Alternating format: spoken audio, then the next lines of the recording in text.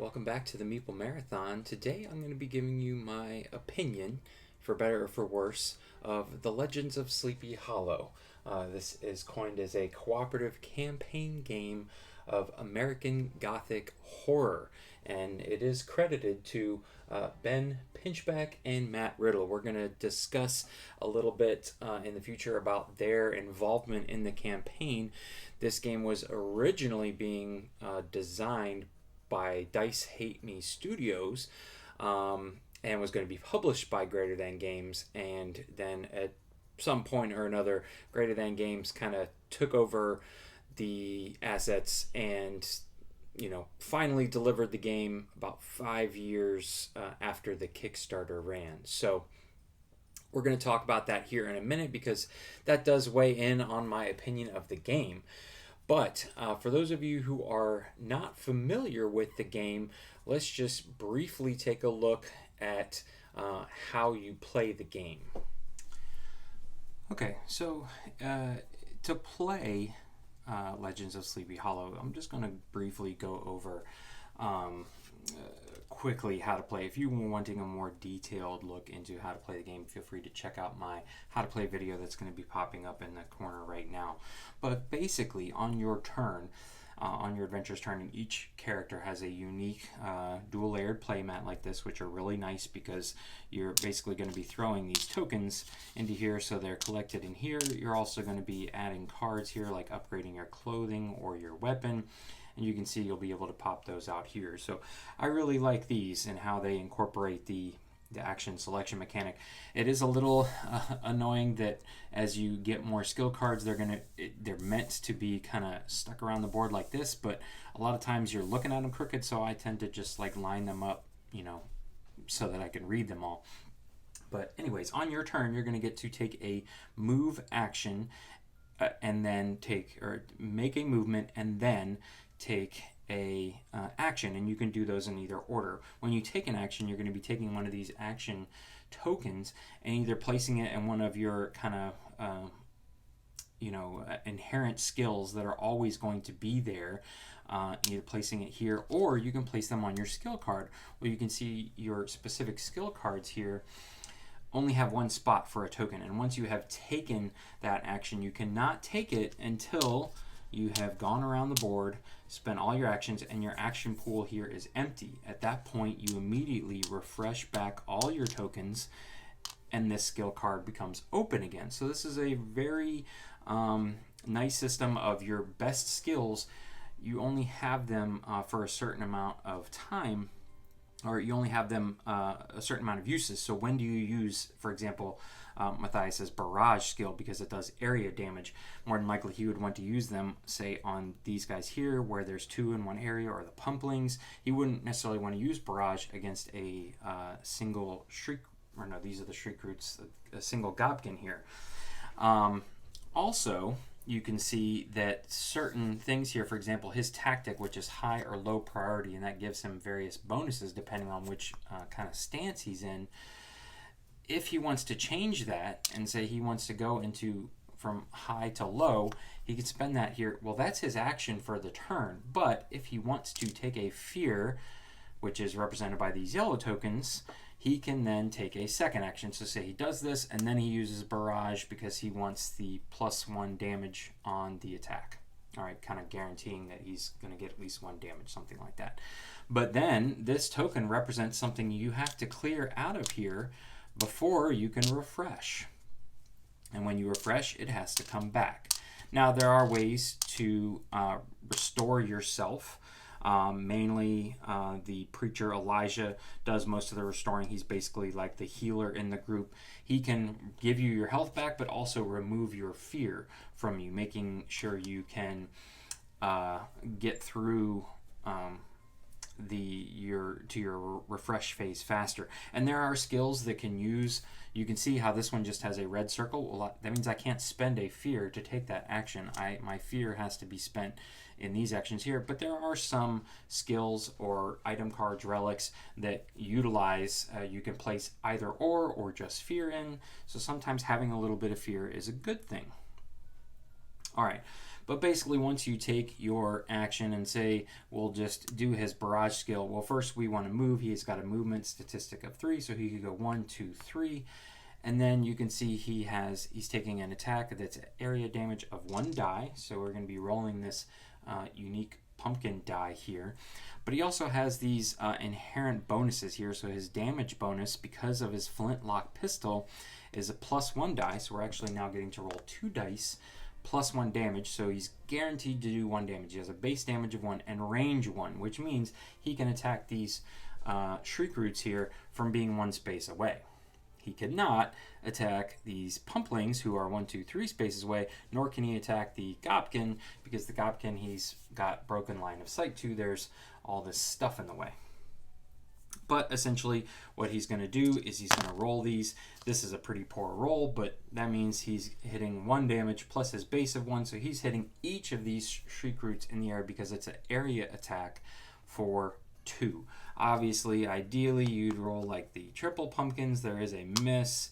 But if he were to say roll this, he'd be hitting 4. Actually, he'd want to do it here because the shriek roots have a defense of 1, which is right here on their card. So they're blocking the first point. So this would be hitting him for 1, 2, 3, 4, 5, 6 because of the inherent bonus. -1 is 5, so each one would be taken out because at level 1 they have a health of 5. That's pretty much it. Each hero, and there you always have to play with all 4 of them. So if you're playing solo, you just play 4-handed. But each one of them, each one of the heroes is going to get a turn, and then you're going to have the kind of monster phase, and that's where you need to have this book out. And so I'm just going to turn here to the introductory mission. So there's not really a ton of spoilers here in this. My playthrough covered this, so if you want to see this scenario played out in full. But at this point, you're going to be looking at these 2 spots here. So what you're going to do is you're going to say, all right, you're going to move this marker, and what you just uncovered around A, we're going to move and attack with all the minions. Now, unfortunately, it doesn't tell you, is there an attack priority for certain minions? I think you just get to pick. But this really comes into play with bosses. You know, do you move the boss first? Do you move the minions first? Either way, you're going to move and then attack. All right, but then the next round, you're going to move, attack, and then spawn. And up here, it gives you rules for how to spawn the monsters. And this is tracking what you spawn. So in this case, you would again move on a spawn turn, and you would be spawning 3 pumpkins. Basically, you're rolling a d6 and adding the setup instructions you can see here are telling you where the spawn points are. But that's basically it. You're going to look to the cards over here to see how they move and attack. For example, the Gopkin can move 1 and then has attack from a range of 1. So similar to Matthias, doesn't have to be in your space. He's rolling 1 die plus a base damage of 1. So he'd roll 1 die. In this case, he'd be hitting you for 2. If you happen to have defense like Jeremiah does, inherently you would block one of those and one of those would come through, and again you're just going to spin your health on the health dial. Other than that, you continue going through monster phases, and then every hero gets a turn until you have reached the mission goal. Most of the missions are not necessarily kill everything in sight, kill everything on the board, which is nice because stuff continues to spawn. You're not going to be able to just clear the board and then run around and pick up all the objective tokens. There is always going to be monsters continuously coming onto the board. So it's nice that the mission goals are not always defeat all the monsters.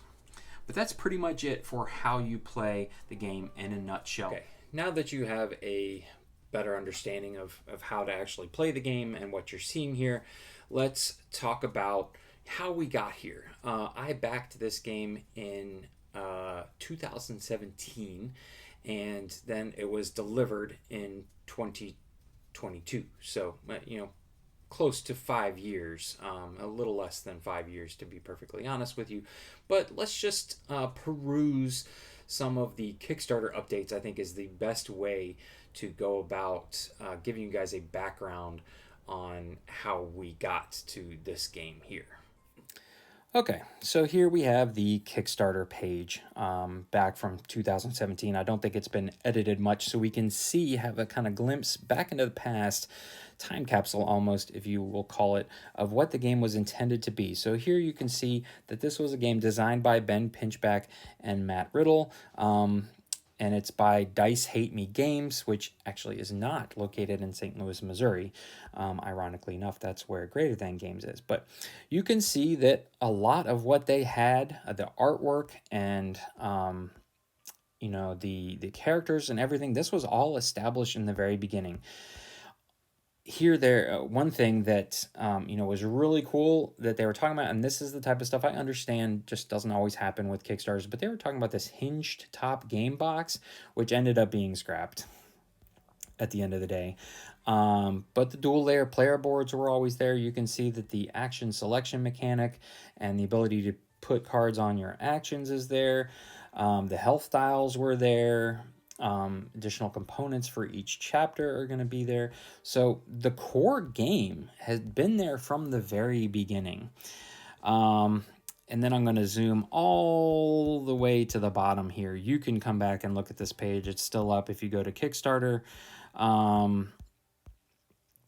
There were pre-production copies, things like that. Here is what I wanted to get to. Here is their initial assessment of what it's going to take to deliver the game. November 2017, the Kickstarter would end, and then they are hoping that January of 2019, it's going to be in retail, right? Retail release of January, February 2019. We're talking 2018, Kickstarter backers received their copy. I don't know why they didn't push for a October Kickstarter backers received so we could have it in time for Halloween, but that's fine. So we're talking expected Kickstarter release in December of 2018, retail 2019. So I'm going to hold on to that January of 2019 date as we look at now some of the updates from the campaign. Okay, so I've kind of jumped ahead.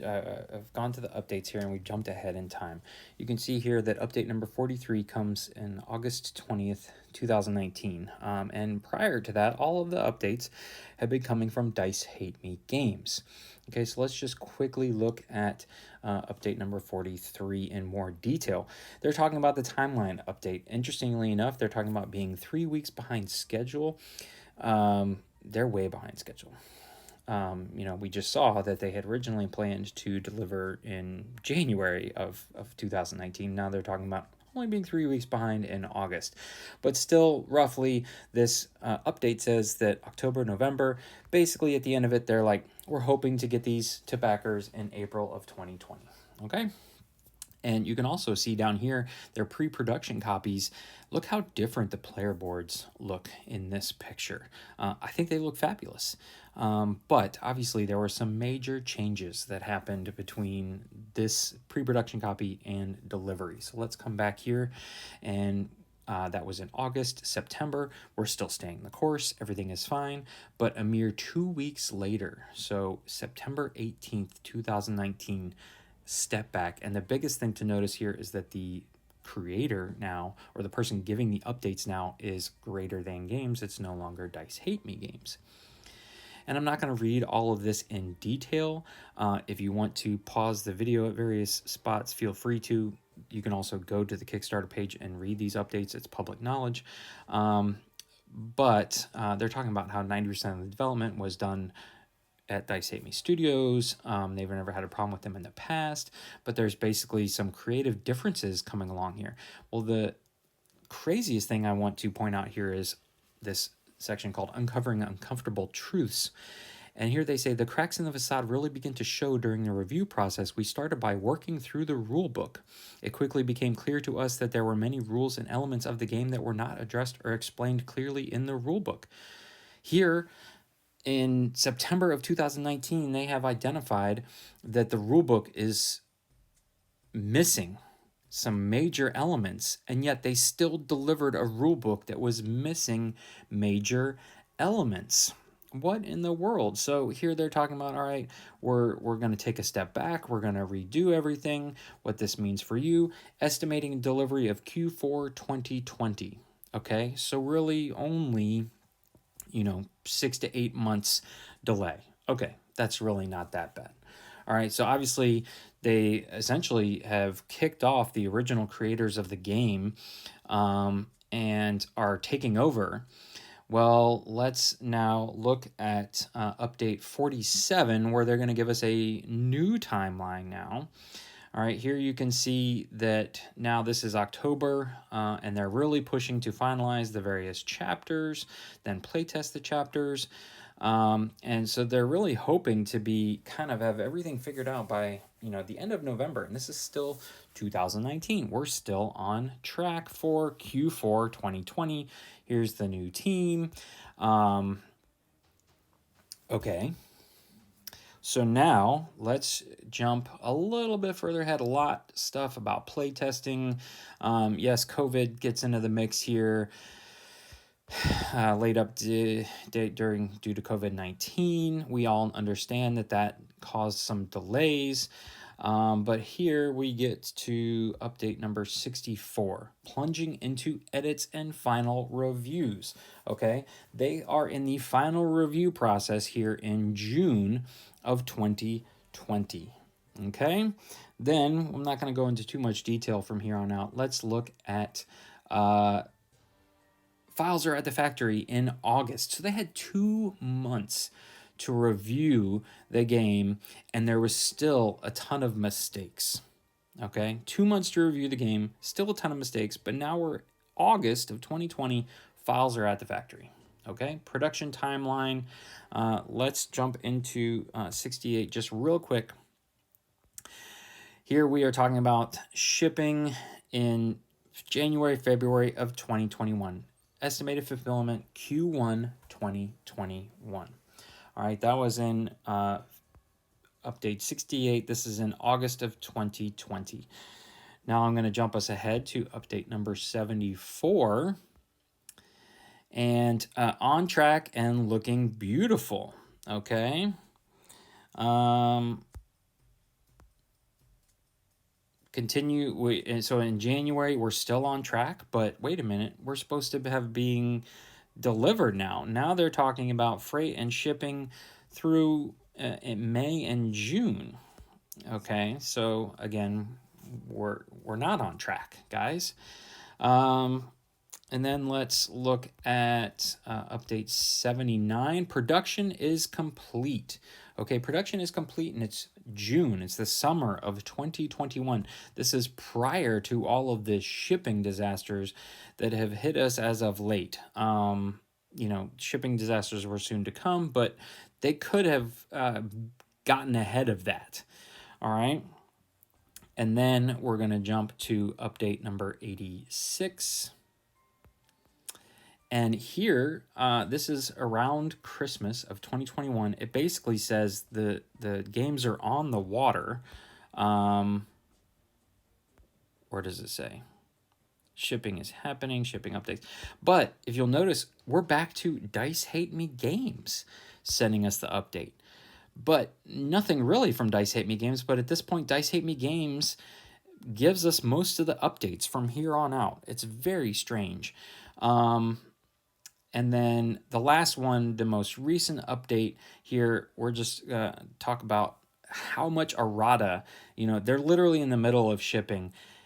Here, we're going to talk about this major tiles goof here when I actually have the tiles out in front of me. Here you can see what the picture should look like. And here they discuss they're already working on an updated rule book, possibly reprinting them. We'll see. But look at all this errata that they already have established in just several weeks' time of the game being in people's hands. Delivery is not even filled. This hasn't even hit retail stores yet, and there's already this much errata. And you had so much time to review the game and figure it out. So that's just kind of a brief timeline of what has happened. Lots of questions left unanswered, but again, some very strange happenings here at Greater Than Games, who should know how to push a game out. Sentinels of the Multiverse is a huge game, has had some huge Kickstarters. Same thing with Spirit Island. why did this game take so much longer than their other games? Anyways, let's now go back to the table and take a look at, go back to looking at the game and take a look at components. For the most part, the components are really well done. I really like the dual layer kind of player boards here. I'm not a huge fan of this attempt to do a stained glass look because, like I mentioned before, when you've got a skill card here and a skill card here, it makes it kind of awkward to read them if this is flat in front of you. So I tend to just do it this way. Also, spreading them out like this, I feels like creates more of a table hog situation. You really need a lot of table space to play this game because you have 4 of these boards plus as big as the map is going to be for that scenario, and you have to have room for the storybook, like we said, laid open and being able to move your pieces on that. But besides this being a table hog, these are really nicely done. There's not, I live in a very humid climate and there's not a ton of warping in the boards, things like that. Those of you who are familiar with Adventure Tactics, Domain's Tower, know what I'm talking about. So as far as the quality of the cardboard and the cards, they're very well done. There's like a linen finish on the cards. You can see they're very glossy in the light. Also, the fact that they've got little tuck boxes to keep things secret is a really nice touch. Here I can just show you one briefly. I'm not obviously going to open it, but there is something in there, and the storybook will tell you when to open that up. Also, let's talk about the miniatures here. These are actually really well done, in my opinion, for just kind of this not necessarily being a miniatures game. There's a lot of detail here in, say, this Gobkin here. It was very easy to use contrast paints because there were so many grooves and definition in his roots and things like that. Oops, as I drop him. The spinning health dials on the base is a nice touch. They are a little easy to bump and spin. I have, if you watch my kind of how to store video, you will see that I basically took a tiny little piece of sticky tack and put them on there because the bases also come off very easily. I don't know if they were thinking these were going to be stored with the base, with the health dials permanently on them or not, but they can pop off pretty easily. So I've kind of stuck them semi-permanently together. But again, I'm very happy with the miniatures. The hero miniatures, again, are nicely detailed. So I wasn't purchasing this for the miniatures. I was purchasing this for the action mechanic game and was pleasantly surprised by the miniatures. A little bit, I thought that the health dials were a super nice upgrade, kind of quality of life upgrade for people that play these styles of games, not having these health tokens that you have to sprinkle around the board. But again, they're a little loose, in my opinion, but they still function. They still work. Other than that, there are a few anomalies that the production value isn't necessarily bad, but for example, you have 2 trackers here for your scenario. You have a really nice, I know this was like a Kickstarter upgrade, but this just looks really poor in comparison to this when I'm moving both of these and I have both of these on the scenario book. Why could we not have gotten 2 upgraded tokens like this? And I really like this token. This looks silly next to this, in my opinion. Or why do these need to be little standees? I honestly would have, as far as storage solution would have, storing the game would have concerned these been just a small token, because it's just one more thing that I try and keep in its standee form so I don't have to build it every game. Now I guess I could easily just play with it down like that, and that wouldn't be a problem. So maybe that's something I will consider down the road. The dice are perfectly fine. The etchings in there of the pumpkins, they don't seem to be wearing out or anything like that, so it's nice that they're unique. They're a good size, they roll nicely in your hand, things like that. The pumpkins are very clear to count. So sorry, I meant to just cover this in what I appreciate about the quality of the components and the wood bits. There's only 2 of them. These 2 markers here, these are perfectly fine. Now, let's talk about the elephant in the room. Our storybook and our how to play guide. This clearly says read this first. How to play guide. I read through this and had so many questions, it was unfathomable. Now, Greater Than Games has produced a kind of how to play video, which I had to watch several times in order to feel like I was ready to even play the introductory scenario. There is just so much stuff missing. For example, there is no setup section.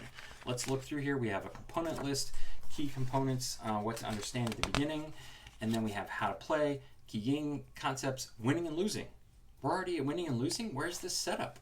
I understand that scenario-specific setup instructions are here, but at no point do they tell us how to set up Matthias here, how to set up Emily. Nowhere does it say this, and I'm just assuming that these are supposed to tell me what my prey is for Emily, and that's what the purpose of these is. It never says, hey, you should put this on Matthias and pick a attack priority to start the game with. It's not in here. It's completely missing. And that just is a huge oversight in my opinion. Like I pointed out in my unboxing video, there's a whole 2 pages left for notes. No one takes notes in their instruction manual. This is a complete waste of paper here, where they could have easily given you 2 pages of how to set up your player boards. And you know, there is this on the back, icon, quick reference, and a round summary, but I feel like they could have done so much more with this. They could have easily put this on a card and given it to you, and really just kind of given me a lot more information here on the back page. And again, why the notes section? Who honestly takes notes in there? But let's continue on about some of the things that I have noticed.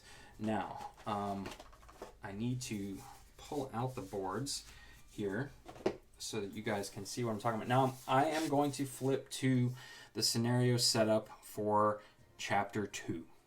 You're going to see what that looks like here. I don't feel like there's any spoilers, but if you're concerned about it, you know, actually, let me just peek here because there might be, yeah, okay. So I'm not going to go there, but this is a highly discussed problem with the game, is that laying these 2 tiles out here is not going to make or break your experience. I just need to find what the last one looks like. Where's the other set of stairs? Here. Is that it? No. No, that's the front hall. 1, 2, 3, 4, 5, 6. Am I missing one here? Here we go. Okay, so here we go. These are supposed to line up like this. If you notice, this table is cut in half. You know, this edge right here does not line up. Technically, this should be set off to the side like this, and there should be some more of the table here, some more of the stairs here.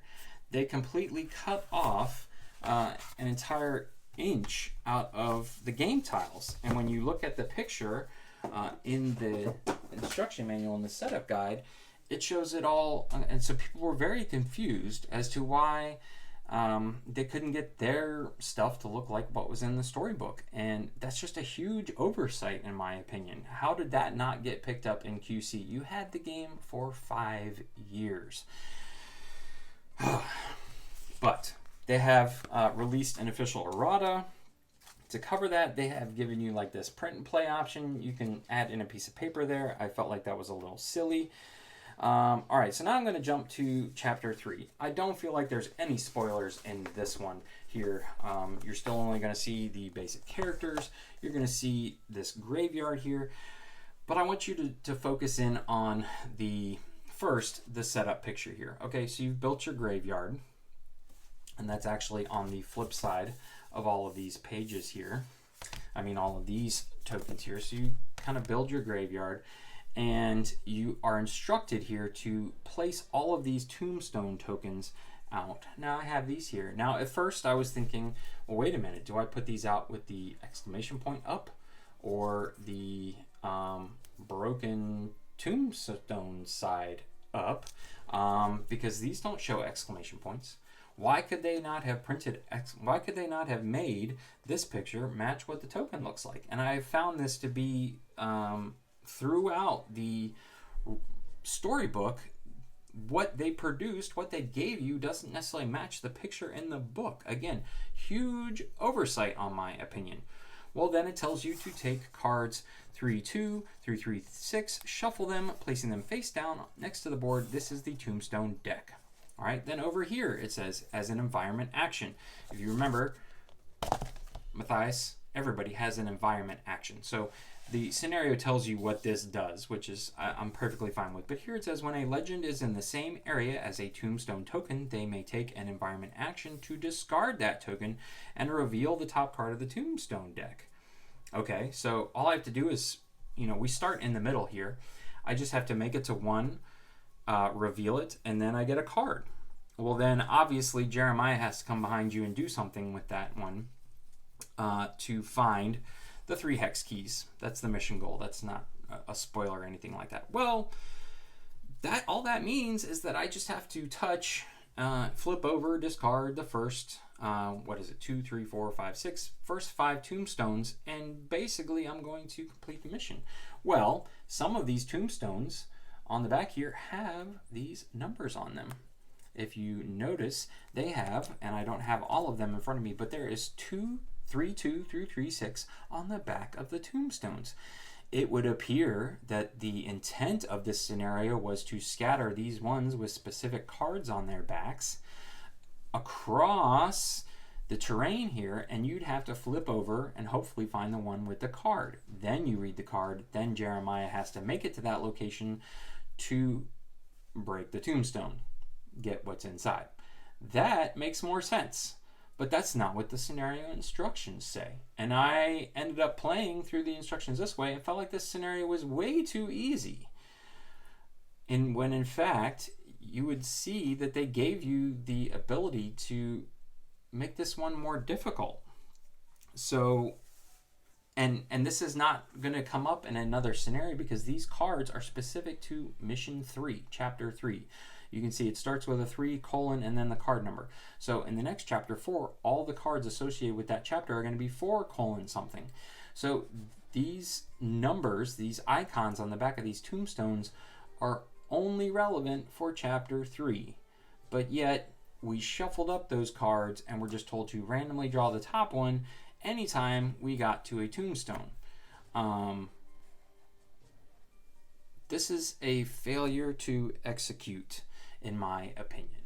One last topic I'd like to cover on is the artwork in this game. I feel like it's, in general, really good. I really appreciate that they put so much effort into making the different map tiles very unique. There's a lot of artwork on the tiles. There's plenty of games out there today that the map tiles are very mundane, very boring. And the artwork for the characters and things like that, I think it is spot on. It definitely feels gothic-y in nature, but it's not like overtly scary or anything like that. But the map tiles specifically have some really great artwork on them, but at the same time, they made a definite effort to not put in like grid lines or anything like that. Basically, you're just supposed to be able to tell where there's one space versus the next, and for the most part, that works. Like this space here is definitely different from this space, and this space is definitely different from this space, and this is definitely a wall that blocks line of sight. All of that comes forward very nicely, but there are some situations where I question whether or not is what I'm looking at a wall, also is what I'm looking at supposed to break up one space versus the next. In the introductory scenario, the map we were just looking at mostly, they tell you to look at the floorboards, and if all the floorboards are going in the same direction, you're in one room, and there's, like, for example, one giant room in the middle of that schoolhouse. Well, here are these each individual sections? I believe they are. For example, is this supposed to be breaking up these two spaces? Or is this one big space? Same thing over here. Is this breaking up these two spaces? It's not quite as clear as, say, this one is. All right, but for the most part, I played this scenario where there was essentially, what is it? 1, 2, 3, 4, 5, 6 times 1, 2, 3, 4, 5, 30 unique spaces throughout the board here.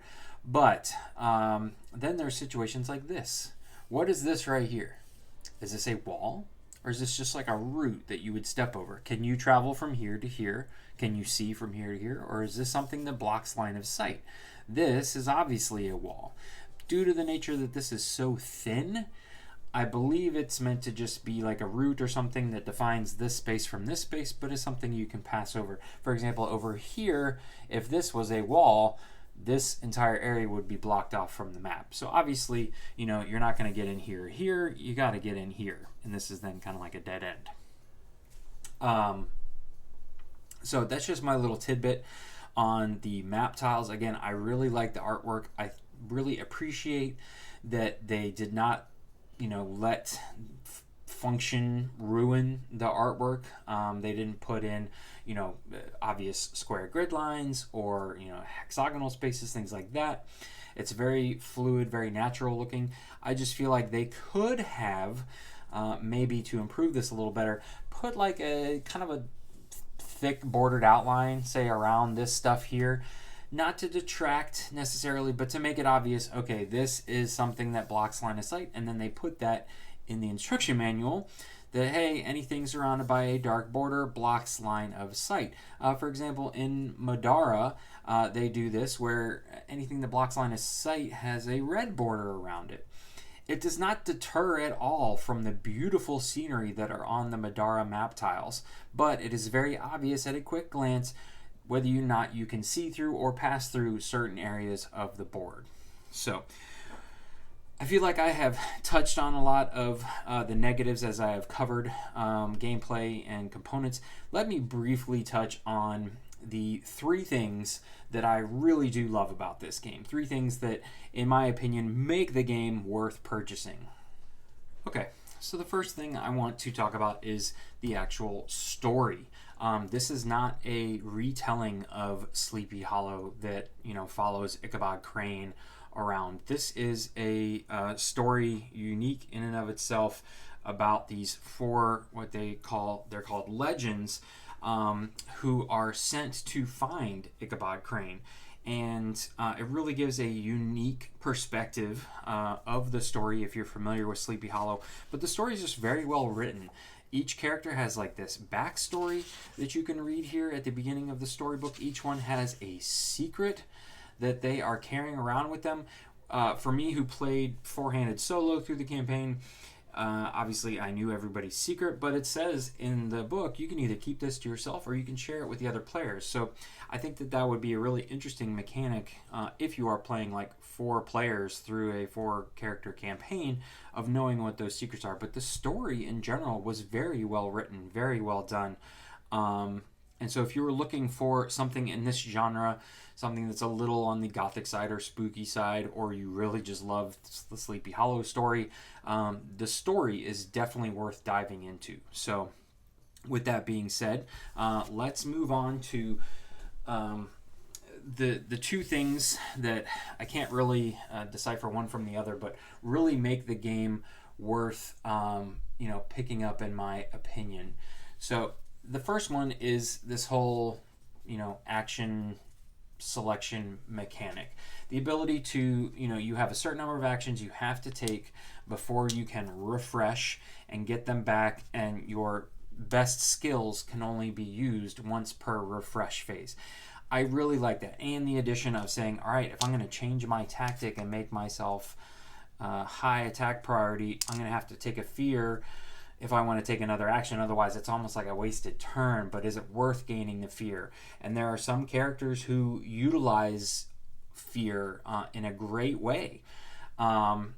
So that rolls into my next item that I feel coincides really well is the upgrading of characters. Now, I'm not going to show you any of the cards. I have your starting Matthias' starting skill card out here just to show you, but as you progress through the scenarios, you're going to be gaining additional skill cards. You're going to be gaining additional clothing, weapons, accessories. All of this is going to add to your character, give you more things to spend your actions on, give you more dice mitigation or bonuses, inherent things like that, improved defense, improved range, eventually an ultimate ability.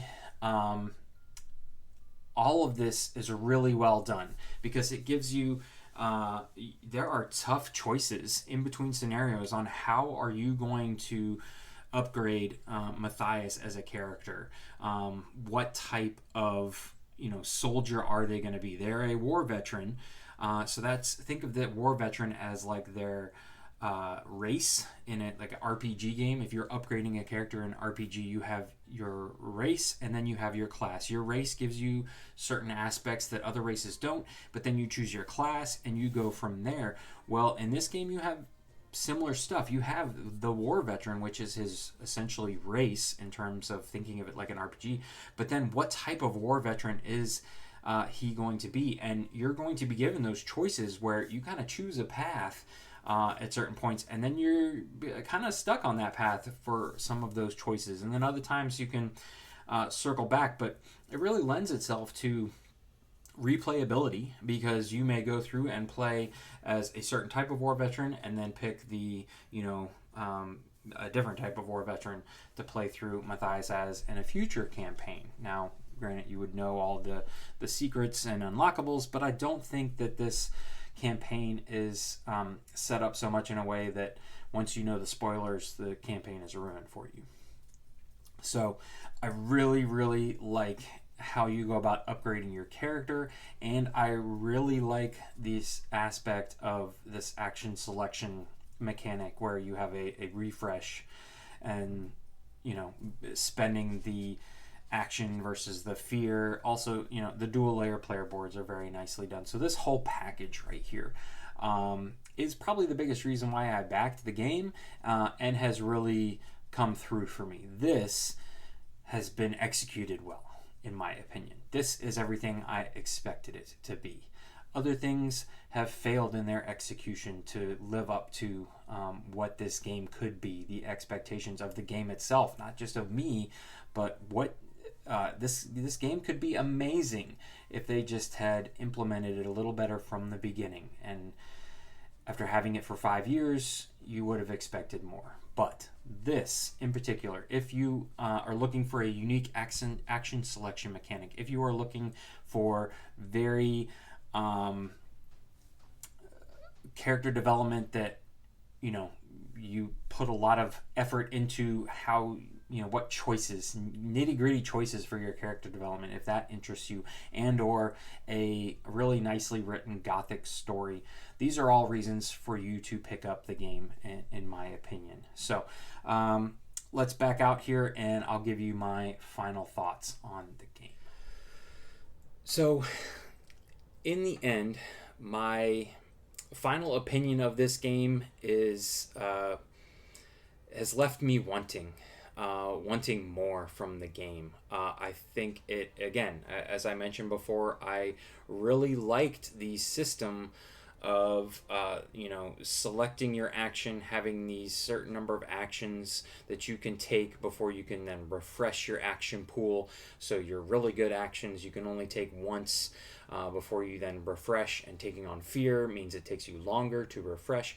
I think that is a really intuitive system, and at least to my knowledge, in my collection, there is no other game that fits something like that. I have plenty of action selection games. I have games like Scythe where you have to take one action and then you have to take a different action.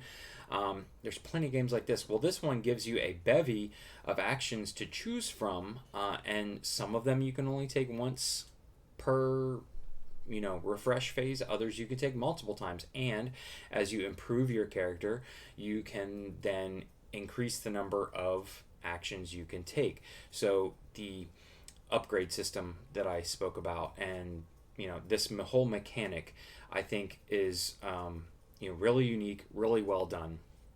But at the end of the day, there was just a failure to um, uh, deliver the game in a way that makes it enjoyable. Really, the lack of a good rule book, and they say they're already working on rulebook 2.0, but it it should not have been this bad. 1.0 should not have been this bad. This is like it's like they delivered um, a draft version of the rule book as the final rule book. Or, as I pointed out earlier, so many um, questions left when you are setting up a scenario and completing a scenario, and how are you supposed to go about completing the scenario, or setup. The fact that there was no setup instructions in the rulebook, in the how to play read this first manual. I realize that there are unique setup instructions at the beginning of each chapter, but those are for the scenario, those are for the map tiles, everything out here. Nothing about setting up your individual character. No one told me to take this and use it for Matthias. I just figured that out on my own, and nowhere is it stated where does it start. Does it start on high or low? Same thing with Emily here. With these little standees, do I start with one out? Do I start with a prey, or do I have to take my track skill to even choose a prey to begin with? It's very clear how you change your prey, but do I get to start with a prey? Like Matthias obviously has to start with an attack priority high or low. These other two didn't have nearly as many setup questions, but again, Emily Van Winkle only has 4 actions. I'm assuming that just makes her a speedier character. She gets to refreshing more often, but why? Why is that not just a little note saying, please note, Emily Van Winkle only gets 4 actions, because there's actually a rogue action token here left in the box, because they basically gave me 20 action tokens, 5 for each character, and there's 4 characters, but Emily supposedly only gets 4, and so I have 1 remaining. Is this just in case I lose one? Again, this kind of stuff could have used just like a footnote or something in the rule book. So my final recommendation for this game is to wait. Wait until they have come through on their promise to deliver a updated rulebook with, where they've addressed all the errata that's already coming out there. And unless you are really into the Sleepy Hollow theme, and this is right up your alley in theme, the errata is out there. You can access it. They're answering the questions. If you're willing to dig through BGG, then obviously this is a game for you. Or if this type of action selection system, where you have to like refresh every once in a while, really appeals to you, then go for it. But in my opinion, this game, especially at its price point, is not polished enough to go out and get right now. My recommendation would be to wait and see what happens with a updated rulebook, what happens with an official errata.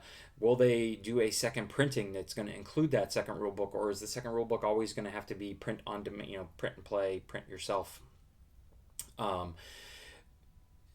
Again, I am just left wanting. I'm really kind of disappointed that after spending 5 years with a product, there's so many holes in what is a great story. The story's really spot on. The writing is fine.